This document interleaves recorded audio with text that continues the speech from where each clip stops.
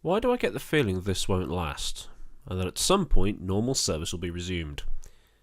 Anyway, let's focus on that if it happens, and just roll the titles.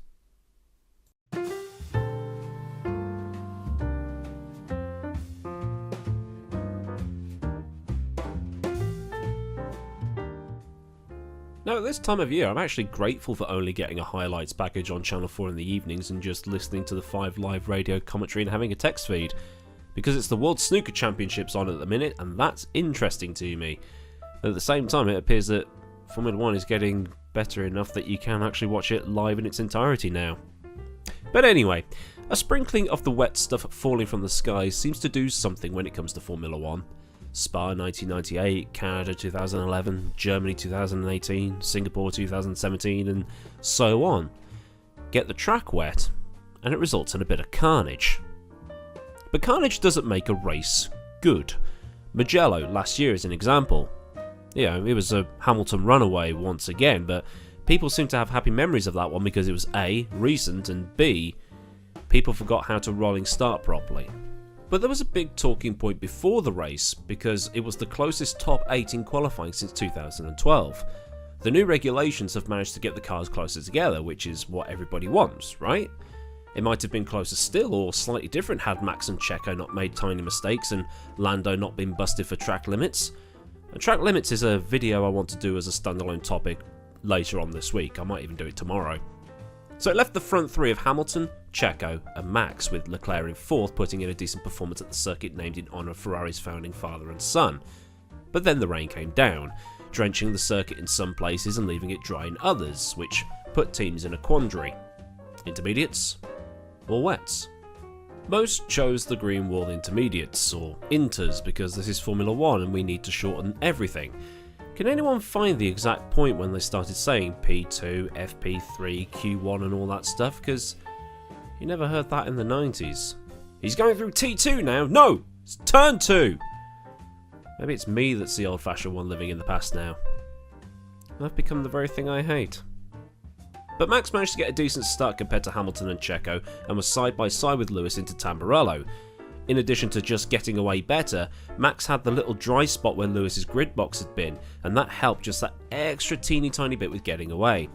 Then Lewis tried to hold on round the outside of Tamburello but got pushed onto those yellow sausage curbs on the inside of the right-hander that knocked part of his front wing end plate off.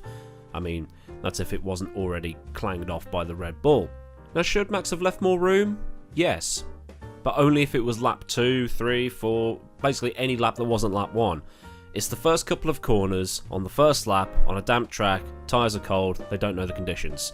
Neither of them were going to give it up. They were racing. And when it comes to actually racing other cars, you've got two drivers there that could do it better than almost anybody else on the grid.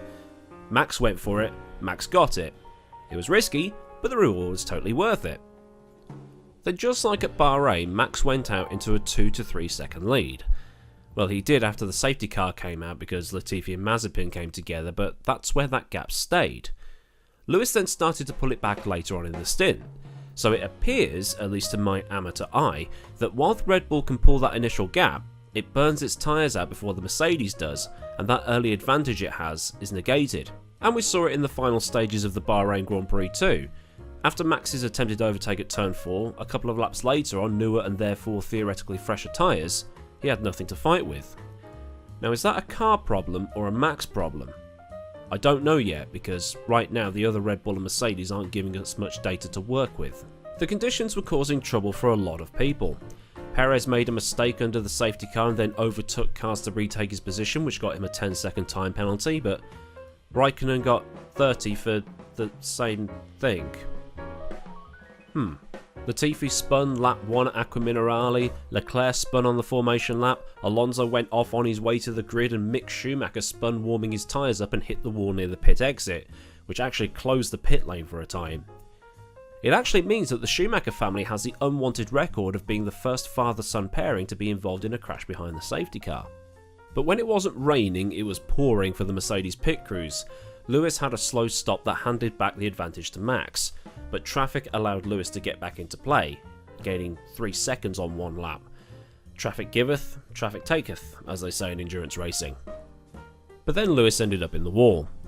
Dry tyres, damp track, trying to chase down the lead, went straight on at Tozer.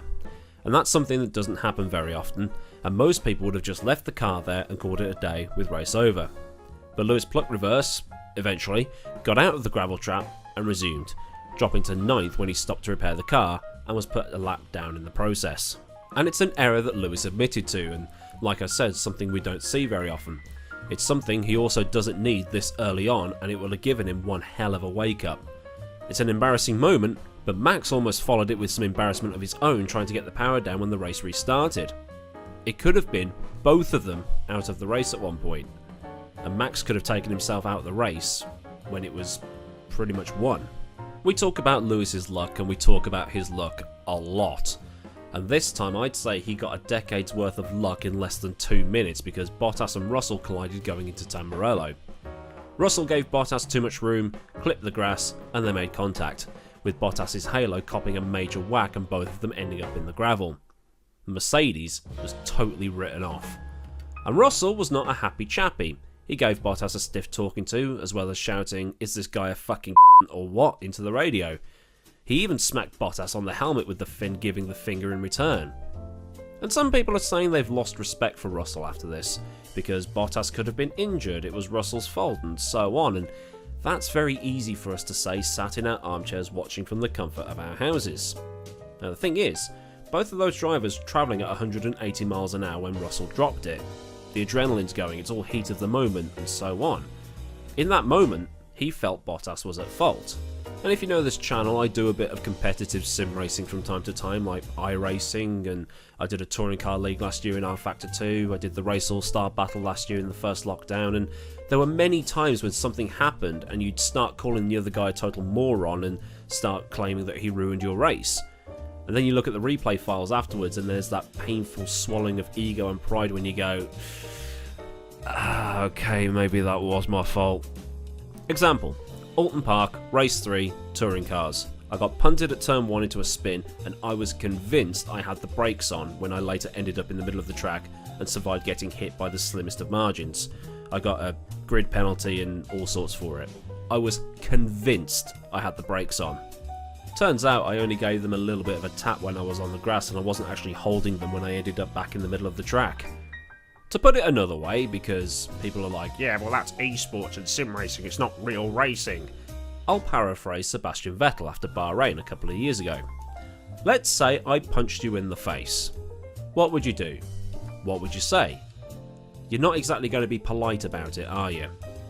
Besides, James Hunt punched a marshal in the heat of the moment and he's a total lad. Russell will probably come to his senses once he's calmed down and apologise, because I reckon that's the sort of guy he is. There was so much debris that the race was stopped and Hamilton backwards was handed back the lap they lost, which has suddenly got people crying about that rule needing to be scrapped. So what you end up with is an angry and determined Lewis Hamilton, and we've seen this before. We've seen that an angry Lewis Hamilton is dangerous. Turkey 2006 springs to mind in GP2, and that was also after he'd made an error. So Lewis went 9th to 2nd with a few laps to spare, but he had to go out and earn it this time instead of just blowing by everybody. And it's easy to go, wow, best car, but he did this at Monza last year after he got a penalty. Bottas, meanwhile, was in the same car, and in this race, he was sat in 10th for most of that race, doing sweet nothing and couldn't do anything at Monza last year either. But crucially, Hamilton still remains in the lead of the standings. But he had a very lucky break to be able to get it there. The guy must have got like a lifetime supply of 4-leaf clovers from somewhere. But after the race, both Lewis and Max were quite chill about things. And Lewis seemed quite relaxed, relishing the fact that he'll have to fight for this championship like he had to do in 2008 against Massa, 2014 against Rosberg, and most of 2017 against Vettel. And while Verstappen seems to be taking each day as it comes, as well as each race, it's as if Red Bull are watching and hoping that Mercedes doesn't find something that gives them back that lost rear downforce and allows them to run away with things. Again. But who does have the best car currently? You can't say at this point because there's too many trade-offs between the two. Red Bull have the faster car over one lap in an early part of the race, or just early part of the stint in general, but Mercedes is able to pull it back in the latter half. The Mercedes did look better this weekend than it did previously, but it looks like they've got something similar to their 2017 car in that it had a very narrow window in which it works well, so it's too early to call anything. I'd say Red Bull has a slightly better car overall, but very marginal. And like I said in the Bahrain review, the Mercedes takes too long to heat the tyres up, although the banning of DAS probably isn't a concerning factor there, and rear downforce is at a premium for the lower rate cars. I think it's clear to see that Hamilton does have something Bottas doesn't really have. Bottas done? Career over? You decide. Red Bull better car, Mercedes slightly better driver, although Max is definitely getting there. Norris had that same never give up attitude too, and that won him driver of the day for me, as well as winning the fan vote overall. He was gutted after missing out on a front row start and just knuckled down and got the hell on with it. And he got rewarded with a podium, after some great defensive driving against Hamilton and then able to make the most of the McLaren straight line speed to hold off Leclerc to take the second podium of his career. And it also puts Norris up into third in the standings after shit shows from Bottas and Perez. And if it carries on, it'll be Hamilton and Verstappen in both drivers and constructors championships. Still, 21 races to go. Anything can happen in Formula 1, and it usually does.